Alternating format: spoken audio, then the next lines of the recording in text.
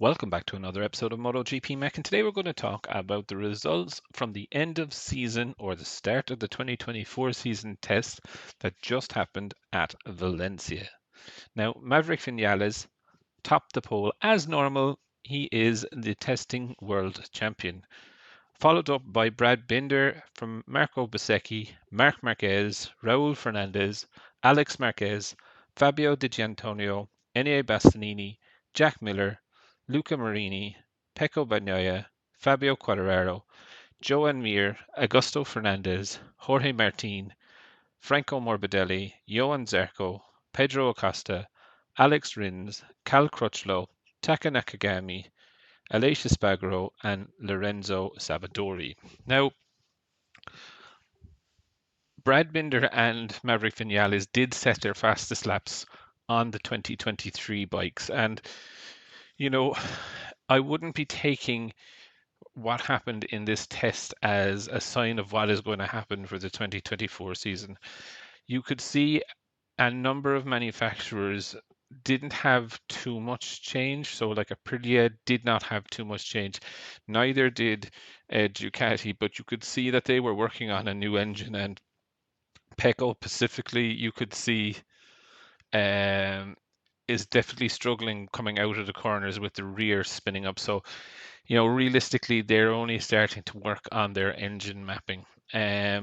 So I wouldn't really go to town on the headlines of Joe Maverick, Brad Binder, Bezzecchi, Marquez, because Bezzecchi, Marquez, they are on 2023 bikes. So all they're doing is realistically adapting the bike to themselves. Now, to be fair, Marc Marquez looked very, very happy after his first run on the Ducati, and I can only imagine that he's saying to himself, "Oh my God, it turns. I can feel it. I know what's going on with it." And look, it will be very, very interesting to see how he does next year. Pedro Acosta, he was out as well. Had a pretty good run, to be fair. He is using last year's bike, so the 2023 bike. Um, he did have a crash, but it was interesting to see him. He did look really, really good, very aggressive on the bike, much more aggressive than I thought he would be. Yamaha did bring some updates, the new front wing, and I'll go through the updates in detail probably in Thursday's video. I'm traveling tomorrow, so yeah, I think it'll be Thursday's video that I'll have out the old vernier calipers and be looking at measurements and stuff like that. There's a lot of changes on the Honda bike.